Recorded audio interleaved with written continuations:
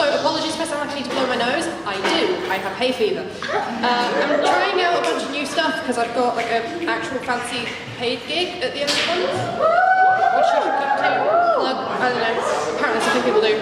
So this is called Generation 2.0, and I promise the title will make sense by the end. When I was a kid, I wanted to be a singer. Now I smoke cigarettes, like the only decent breath I can take these days is through a menthol. I'm my grandma's millennial hipster nightmare. The rips in my jeans counteract the cosy factor of my rustic hand-knit Primark sweater. What's the point of a jumper when your trousers are full of holes? It's not the quality. Are you kidding? I can't fit my self-worth in these pockets, let alone my wallet.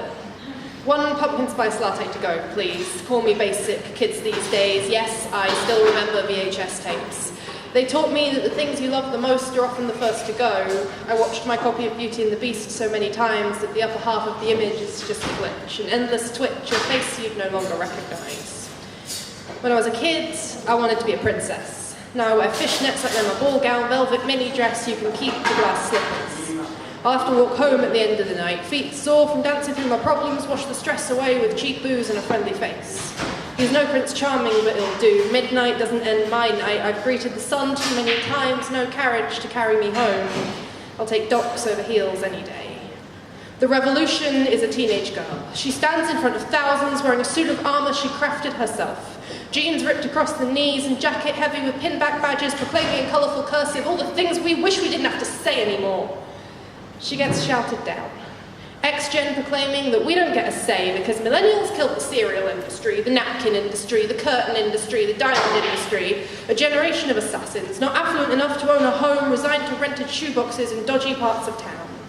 We dream of a home where one day we can hang posters without worrying about the deposit.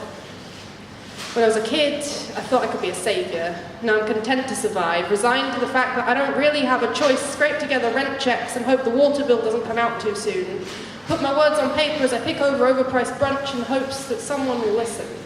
Apply for overtime as I scrounge for a secondary source of income, stretch the ends like bungee cords to meet somewhere that's not the middle. Add up my expenses, deduct from this month's paycheck, remember to budget for my coping mechanisms, figure out whether I can afford new shoes. They told us that we would use algebra in real life, but to me all x equals is the sleep I'll lose this month. When I was a kid, I wanted to be a grown-up. I didn't think it'd be like this. I thought it'd be no bedtime, chalk ice and chips every night. And I suppose I don't have a bedtime. But I sit up all night trying to organise life, calculating currencies and energetic output. Time is money and I don't have enough of either. Finally put my head down, set the alarm for 7, spend half the night playing pointless games to detract from an impending sense of failure. Listen to baby boomers on the bus complaining that we're lazy reminds me to prove them wrong. With Compy, plasters and Starbucks on hand in my coffee shop office, I pre-spend my mortgage payments. Extra shot, chai, vanilla, no foam cappuccino. Calculated carefully, version 2.0.